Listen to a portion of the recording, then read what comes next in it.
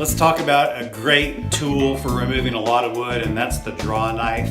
Now I have this style of a draw knife. It's got an 8-inch blade and I really like that. I also have another draw knife that's shorter. I don't like this one as much, but it is useful. We'll zoom in and talk about them. Hi, my name is Dave and I am a bird nerd. Welcome to my community, bird sculptors and painters. Here are my two draw knives, and sometimes you need more than one tool to do a job. In this case, it was the matter of buy once, cry once. It wasn't that I was too cheap to buy the bigger one, I just didn't know any better, and I bought this smaller one first. It does work okay, it's a nice German steel. It's got a double bevel on it, so in other words, it's shaped like this if you were to look at it from the side.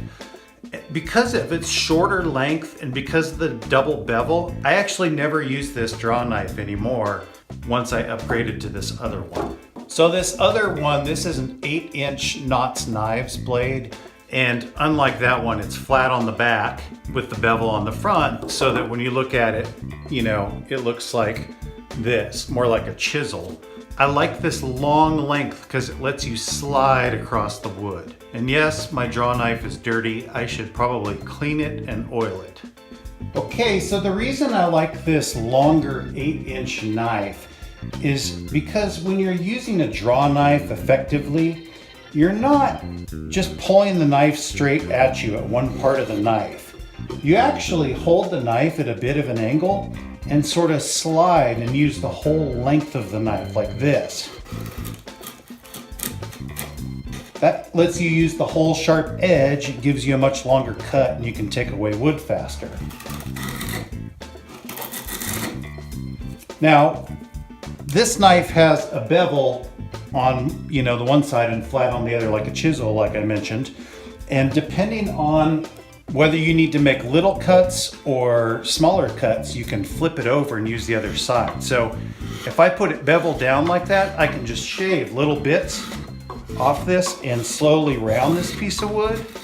But if I need to take off big chunks, I can use this side and take off lots of wood, like this. Okay? You can work really fast that way. Now a note, when the grain changes direction, if you start all the way back here, you're gonna chip off quick and you're gonna take off lots of wood. Sometimes you wanna use that to your advantage and take off wood quickly by chipping it off like that. Or without even repositioning your piece here, you can just turn your knife around and work the other direction, okay? Like that. Now I'm chipping wood off there partially because of the direction, partially because of the depth and pressure that I'm putting on it.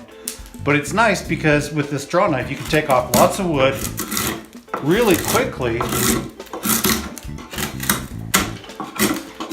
Or like I said, you could turn it around and just sort of shave the wood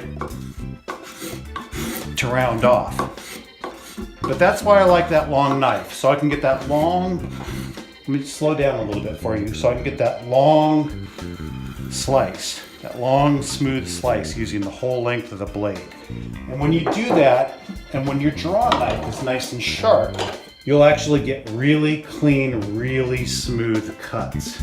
If you enjoyed this tip, hit the subscribe button. Then you'll know when I upload more of the good stuff.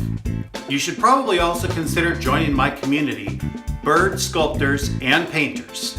There's a link in the description below this video, and that will get you all the best tips and tricks delivered straight to your inbox, as well as updates on all the courses that I offer. I look forward to supporting you in your journey to Total Bird Nerd. Thank you.